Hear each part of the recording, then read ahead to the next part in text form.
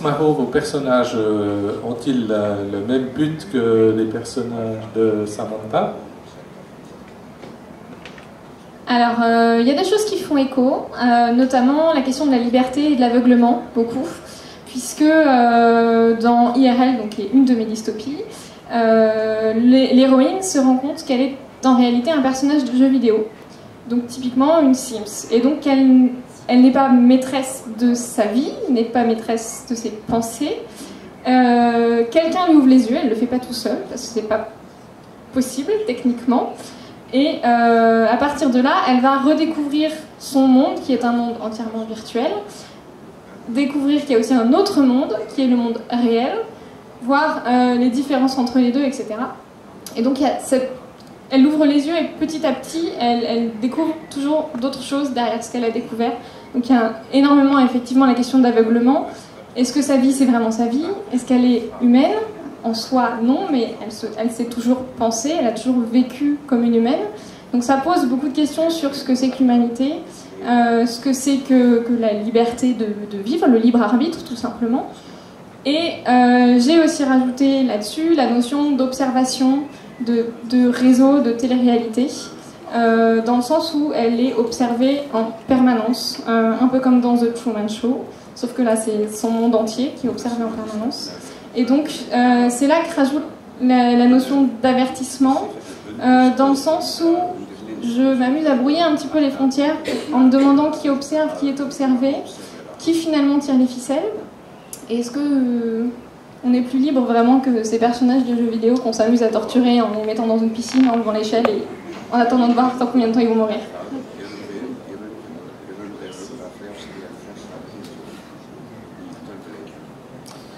Andrisner Magnusson, j'ai malheureusement pas lu votre livre.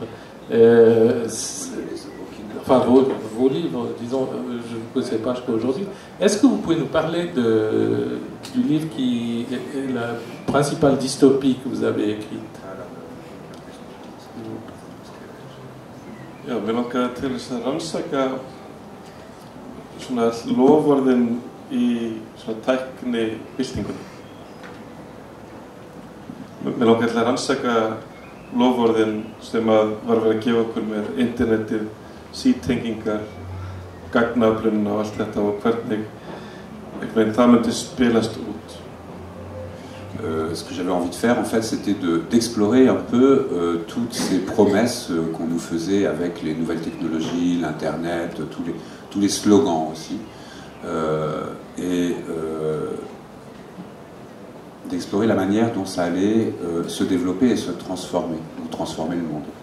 Mér langaði til að rannsaka fyrirtæki sem samfélag þar sem engin svona mörk einhvern veginn heldur að hver einasta hugmynd fer alla leið.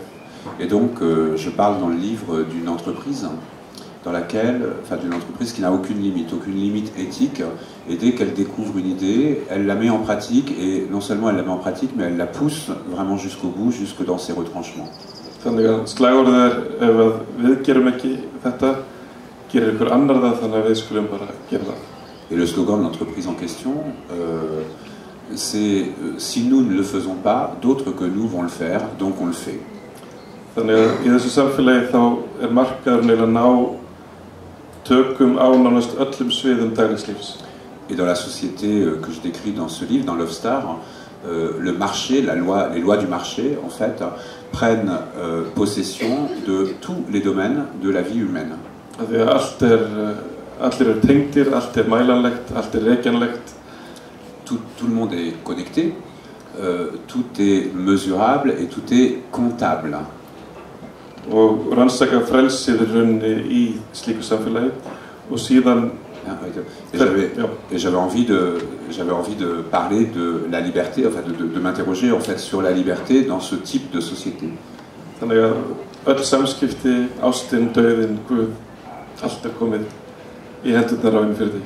Voilà, parce que dans cette société, en fait, tous les échanges sont aux mains de l'entreprise, qu'il s'agisse, et pas seulement les échanges, mais les faits humains, l'amour, l'amitié, mais aussi Dieu et même la mort. Tout ça, c'est merchandisé. Steve Jobs dystopia. C'est, voilà, une dystopie à la Steve Jobs.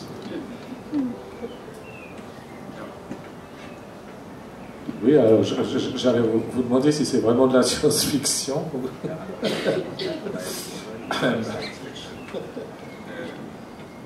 Þegar hún var skrifuð var hún science fiction en hún fer alltaf nær fiction í bókahillunni.